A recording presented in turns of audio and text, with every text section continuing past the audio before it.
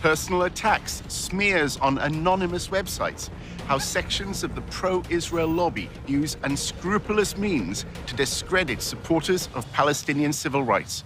Anonymity is a key strand of the campaign against BDS.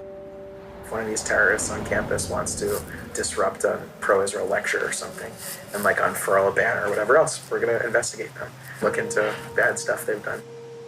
That stuff becomes very useful in the moment, and there are any number of ways to push it out. The only thing is that we do it securely and anonymously, and that's the key.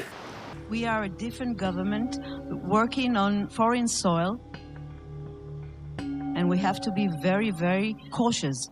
We have 3 different sub-campaigns which are very, very sensitive regarding data gathering, information analysis, working on activist organization, money trail. This is something that only a country with its resources can do the best.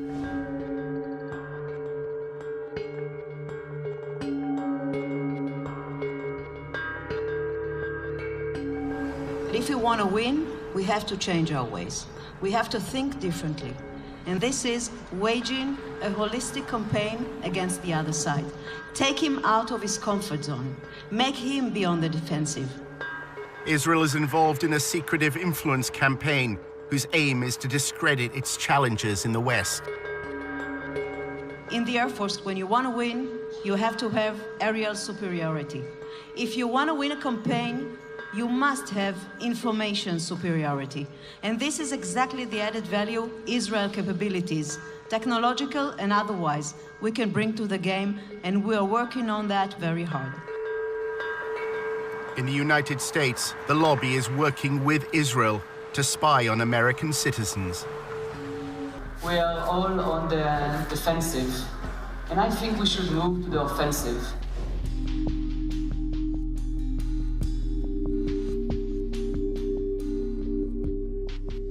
Using especially cyber and internet tools to try and defeat this ugly movement. I'm really honored to present my partners here, Brigadier General Sima Vakengil, the Director General of the Ministry of Strategic Affairs. Sima, please.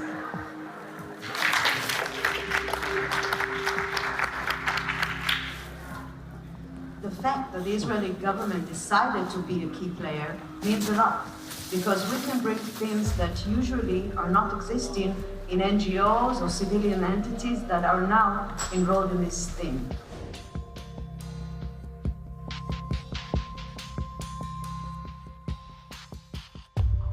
The Israeli government can look at the bigger picture and actually create this coordination and cooperation. We are the only player inside the pro-Israeli network who can actually say that he's filling the gaps. The Israeli official described to members of the lobby the first phase of the covert war. Ambiguity is part of our guidelines. That's why I'm not going to say anything too much about each one of the legs. The first one is intel, intelligence, or data, or information. What we've done is mapped and analyzed the whole phenomena globally, not just the United States, not just campuses, but campuses and intersectionality and labor unions and churches. We started to establish a project called Israel Cyber Shield. This project is actually a civil intelligence unit that collects, analyzes, and acts upon the activists in the BDS movement, if it's people, organizations, or events. And we give everything we collect. We are using the most sophisticated data system, intelligence system in the Israeli market. Let's take the defense activity that we're doing and make it into proactivity and offensivity.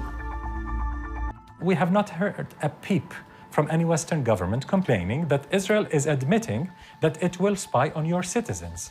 Imagine Iran saying it will spy on British or American citizens. Just imagine what could happen. The Ministry of Strategic Affairs brings together this group called the Global Coalition for Israel. And it's like leading pro-Israel advocacy groups around the world.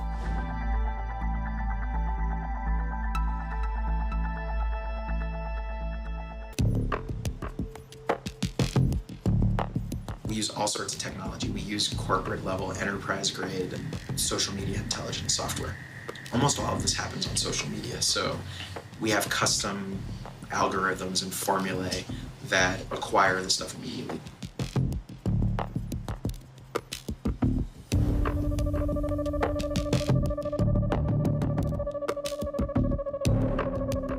In terms of like information sharing, we did add the Ministry of Strategic Affairs to our operations and intelligence brief, which kind of goes back to how do we get information about what's going on in American college campuses.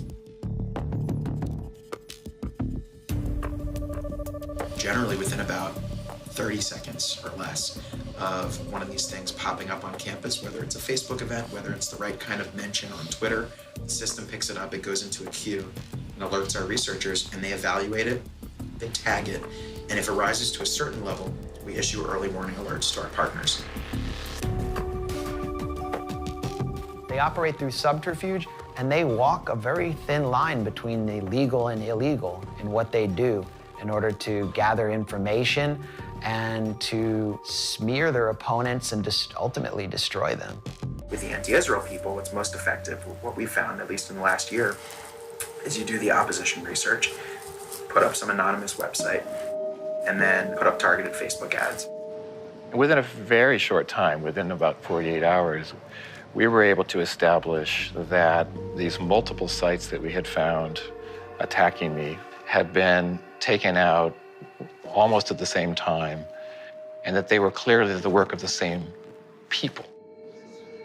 Every few hours, you drip out a new piece of the opposition research. It's psychological warfare. Drives them crazy. It's psychological warfare. Drives them crazy. Personally, I think anti-Semitism as a smear is not what it used to be. You have to attack their weaknesses better than they attack your weaknesses. That's war.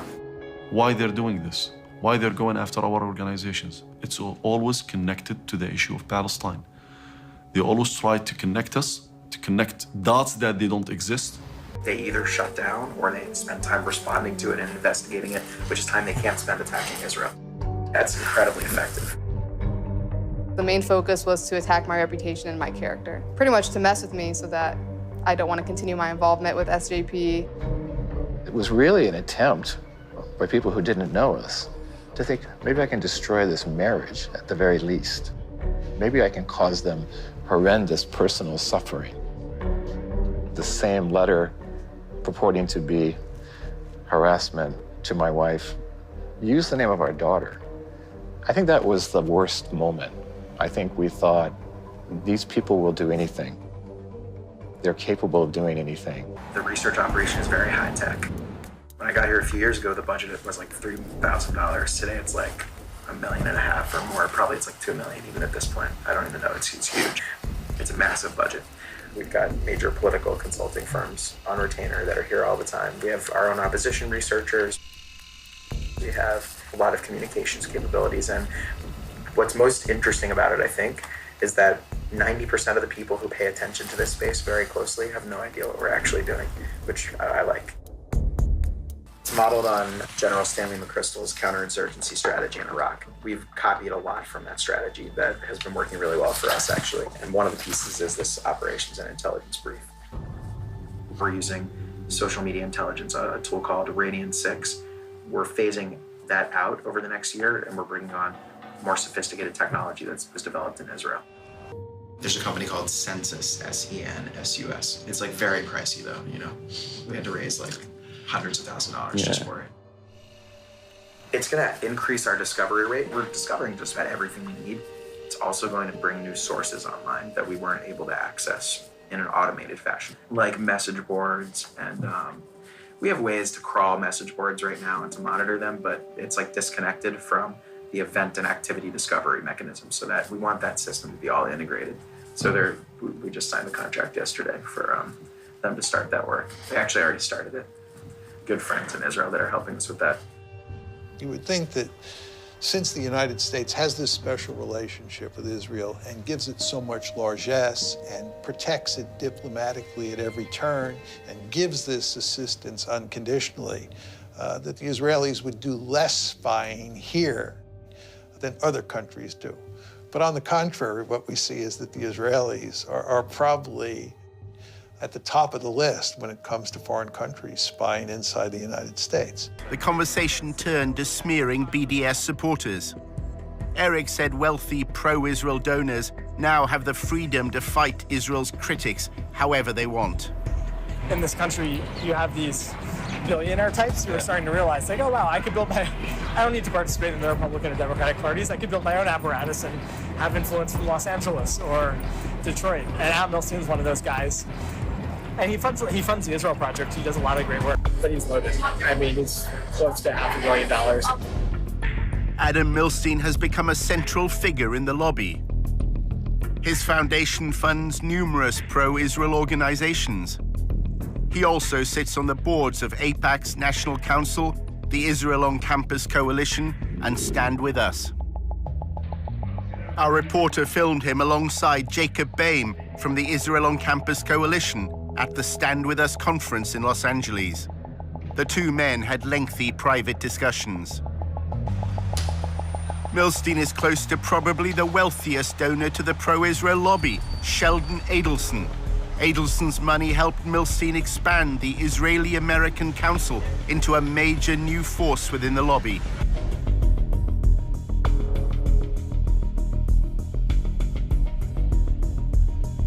Adelson arrived at the 2016 IAC conference with Rudy Giuliani, now an advisor to President Trump. An IAC video from the conference shows Milstein and Adelson discussing their partnership. You said you see the vision and you tell us, go and do it. And we took your orders and we made it happen. And we took your money. There's somebody else around that can give you $50 million? No, there's no... Sheldon. Eric then made a remarkable claim when Tony asked about Canary Mission. Who are the people involved with them? It's him. It's him. Adam Milstein. Yeah, I don't know who he hired to oversee it. Adam Milstein. He's the guy who funds it. We need to expose the fact that they're anti everything we believe in. We need to put them on the right. So Adam Milstein, he funds the Israel Project and he's funding the Canary Mission website. Yeah, which is interesting because it makes it seem as though we're a part of it, but we're not. Actually, I was involved with the effort to start it with the name and shame. He called a group of us to ask us what we thought. I told him actually I thought it was a bad idea, but he did anyway. They've lost the political argument. They can now do nothing but resort to personal smears against us. You discredit the messenger as a way of discrediting the message. I know a guy actually is working with Adam on all sorts of digital spying. There's a group of like anonymous people who have a very sophisticated digital strategy for exposing these people and making sure that stuff stays with them. Yeah, it's false.